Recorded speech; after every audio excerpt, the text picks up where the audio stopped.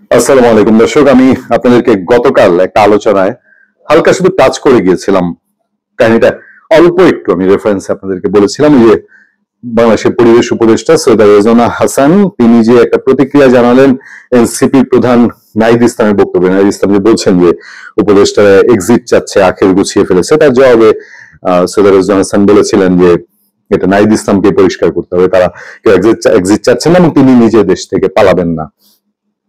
এইটা নিয়ে আমি যে আলোচনা করেছিলাম, সেই আলোচনাটা আমি বলেছিলাম যে এই নিউজটা যেটা দৈনিক সমকালে ছাপা হয়েছিল, এই সমকালের নিউজের নিচে কমেন্টে জুলকারনাইন সাহেব, প্রবাসী সাংবাদিক, আলোচিত সাংবাদিক, বহু ব্রেকিং নিউজ দেন বাংলাদেশে, বাইরে থেকে বহু স্কুপ নিউজ, এক্সক্লুসিভ নিউজ প্রকাশ করেন। তিনি শুধু ছোট্ট একটা মন্তব্য করেছিলেন যে আপনাকে তো পালাতে হবে না, কারণ আপনি নাসির হামিদ বিপুর সম্পদ আপনার পরিবার এখন দেখাশোনা করে, এবং বিপুর যেসব ফ্যাক্টরি আছে সেসবের নাম দিয়ে মন্তব্য করেছিলেন। এবং তারপর এটা নিয়ে অনেকে কিন্তু জেনে গিয়েছিলেন, অনেকে জানেন বোঝেন, এটা ওপেন সিক্রেট ছিল। কিন্তু ওপেন সিক্রেট থাকার পরেও এবং ইতিমধ্যে দেশের বাইরে কিছু নিউজও হয়েছে, এটা নিয়ে একাধিক নিউজ হয়েছে, শুধু একটি না একাধিক নিউজ হয়েছে। এইসব নিউজের টুকটাক স্ক্রিনশট আপনারা দেখতে পাচ্ছেন। জুলকারনাইন সাহেব সাংবাদিক গত 25 সেপ্টেম্বর তিনি প্রথম এই খবরটি ব্রেক করেন, এবং জুলকারনাইন সাহেব তখন কি লিখেছিলেন সেই লেখাটি আমি আপনাদেরকে পড়ে শোনাই। তার আগে আমি বলি যে আজকে একটা আলোচনায় আমি বলছিলাম সৈয়দা রেজওয়ানা হাসান, সেই সৈয়দা রেজওয়ানা হাসান আমাদের জেনারেশনে আমরা চিনি, আমরা বুঝি যে তিনি বেলার সৈয়দা রেজওয়ানা হাসান, তিনি বাংলাদেশ পরিবেশ আন্দোলনের অন্যতম প্রতিকৃত সৈয়দা রেজওয়ানা হাসান, আর উপদেষ্টা সৈয়দা রেজওয়ানা হাসান আমার কাছে দুই মেরুর দুই বাসিন্দা। এবং সেই সৈয়দা রেজওয়ানা হাসান তিনি পরিবেশ উপদেষ্টা হওয়ার পরে যে আশায় বুক বেঁধেছিলাম আমি এ নিয়ে বিস্তারিত বলেছি, এর আগে অনেক আক্ষেপের কথা বলেছি।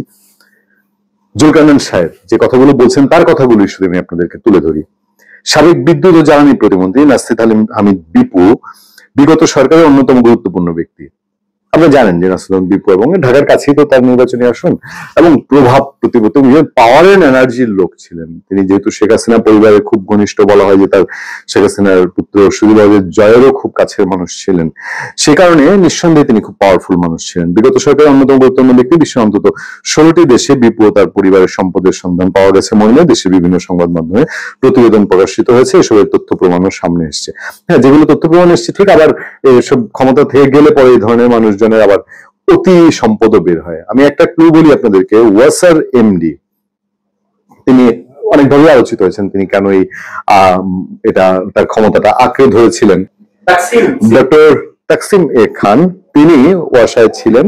তো আওয়ামী লীগ সরকার ক্ষমতা থেকে যাওয়ার পরে দেখবেন প্রথম আলোর সমকালের মতো পত্রিকা বিশাল ফাটিয়ে দিয়েছে তার আমেরিকায় 16 বাড়ি, এক একটার দাম 5 কোটি 10 কোটি। দেখেন তো দুর্নীতি দমন কমিশন বা ইন ফিউচারে কয়টা বাড়ি বের হয়, এরকম আছে। আবার বিপুর যে একেবারে সব এরকম উঠিয়ে দেওয়ার মতো তা আবার বলছি না আমি। দুর্নীতি দমন কমিশন দুদক সাবেক বিদ্যুৎ জ্বালানি প্রতিমন্ত্রী নাসির বিপুর 98টি ব্যাংক হিসেবে 3181 কোটি টাকার অস্বাভাবিক লেনদেনের তথ্য পেয়েছে।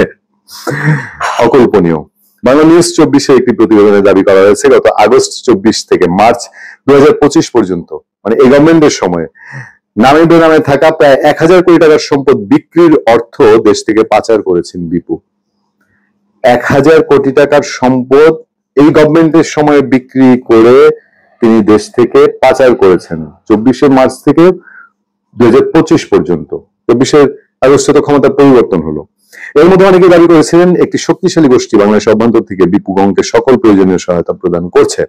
তাই কৌতূহলী হয়ে সামান্য খোঁজ নিতেই যা সামনে এসেছে তা বেশ আতকে ওঠার মতো। বিপু ও তার পরিবারের প্রতিষ্ঠান হামিদ সোয়েটার লিমিটেডের মালিকানায় রয়েছেন জনাব আবু বকর সিদ্দিকী ও পরিচালক জনাব আহমেদ জারির সিদ্দিকী, যারা সম্পর্কে পিতা পুত্র এবং সম্পর্কে পরিবেশ, বন ও জলবায়ু পরিবর্তন মন্ত্রণালয় এবং পানি সম্পদ মন্ত্রণালয়ের উপদেষ্টা সৈয়দা রেজওয়ানা হাসানের স্বামী ও পুত্র। ইন্টারেস্টিং বিষয় হলো নাসির হামিদ বিপু 2012 সাল পর্যন্ত তার ভাই এন্তেখাবুল হামিদ ও বিপুর ছেলে জারিফ হামিদ 2021 সাল পর্যন্ত এই প্রতিষ্ঠানের মালিকানায় ছিলেন, এবং তাদের সকল শেয়ার জনাব আবু বকর সিদ্দিকী ও জনাব আহমেদ জারির সিদ্দিকীর নামে ট্রান্সফার করে দেন। হামিদ গ্রুপ, যা নাসরুল হামিদ পরিবারের ব্যবসা সংশ্লিষ্ট একাধিক ব্যক্তি দাবি করেছে এটা কেবলই লোক দেখানো ব্যাপার ছিল, মানে 2021 সালে যে ট্রান্সফার করেছে এটা লোক দেখানো ব্যাপার ছিল।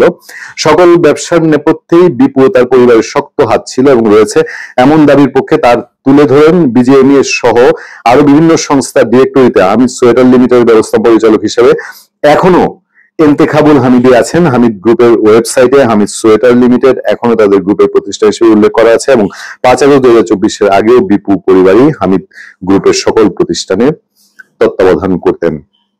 এই যে সৈয়দ হাসানের স্বামী আবু বকর সিদ্দিকী, আমরা এর আগে একটা কন্টেন্ট আপনাদেরকে বিস্তারিত সরজমিনের খোঁজ নিয়ে আমি আপনাদেরকে জানিয়েছি, উনি নাকি আগামী নির্বাচনে এই যে হোমনা দাউদকান্দি, যেটা বিএনপি স্থায়ী কমিটির সদস্য ডক্টর খন্দকার মোশাররফ হোসেনের আসন, এর আগে বিএনপি স্থায়ী কমিটির সদস্য এম কে আনোয়ারের আসন ছিল দাউদকান্দি ডক্টর মোশাররফ হোসেনের, হোমনা এম কে আনোয়ার সেখানকার এখনো অন্যতম একজন সৎ এবং উন্নয়নের প্রতিকৃত। সেই আসনে এই যে সৈয়দ হাসানের স্বামী আবু বকর সিদ্দিকীর পোস্টারে ছেয়ে গেছে, তিনি তাকে এমপি হিসাবে দেখতে চাই।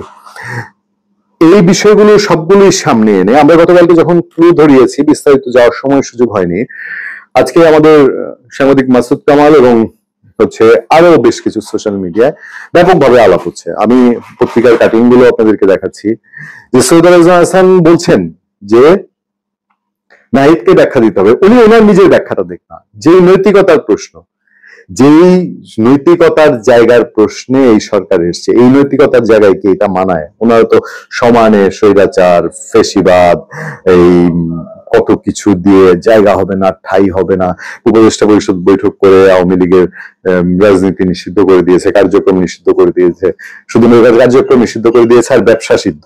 তাদের সাথে ব্যবসাপাতি, ব্যবসার শেয়ার, ব্যবসার দেখাশোনা করা, ব্যবসার কেয়ারটেকার হওয়া, ব্যবসার নিরাপত্তা দেয়া, সেটা রাইট।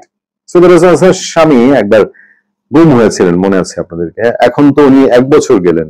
ওনার এত যে মামলা হচ্ছে, ওনার স্বামীকে কারা গুম করেছিল, উনি তো এখন উপদেষ্টা, সেই মামলা আমরা কেন দেখছি না? তারপর দেখেন যে ওনার এই পরিবারের মানুষজন এইভাবে একটা সম্পদের মালিক হয়ে গেল, ওনাদের কত টাকা পুঁজি ছিল, এত এত সম্পদের পুরোপুরি শেয়ার কিনে নেয়ার মালিকানার অর্থ ওনারা কোথায় পেলেন? শুধু আসিফ মাহমুদ সজীব ভুঁইয়ার নাম আসে, মানুষ বলে যে ধরা খাইলে আগে আসিফ মাহমুদ সজীব ভুঁইয়া ধরা খাবে। যেই গভর্নমেন্টে আসুক সামনে, যেই গভর্নমেন্ট আসুক, আওয়ামী লীগ না, বিএনপি না, জামাতে ইসলামী না, কাউয়াচোরা আসুক সামনে, আসিফ মাহমুদ সজীব ভুঁইয়াকে ধরবে। কিন্তু তারপরে আস্তে আস্তে যে নামগুলো আসছে, যে আমি বলছিলাম না আজকে যে এই যে 111 পদধ্বনি, যে উপদেষ্টা রেজওয়ানা কেন আওয়ামী লীগ নেতাদের বাড়ি পাহারা দিচ্ছে, মাসুদ কামাল, যে উনি কি উত্তরগুলো দিবেন, উনি কি এটার ব্যাখ্যাটা দিবেন, উনি কি ব্যাখ্যা দাঁড় করবেন, ওনার কাছে কি ব্যাখ্যা থাকতে পারে? আর আরেকটা যেটা প্রশ্ন উঠেছে যে এরকম মালিকানা চেঞ্জ করার মধ্যে দিয়ে বাংলাদেশে কত অবৈধ সম্পদের মালিক কতজন হয়ে গেছে, এটা তো অতীতে অনেক ইতিহাস আছে। তো এখন কি সেই পুরনো কাব্য নতুন করে? ভালো থাকবেন, সুস্থ থাকবেন। আপনার সাথে আমি আতিক রহমান, পূর্ণিয়া।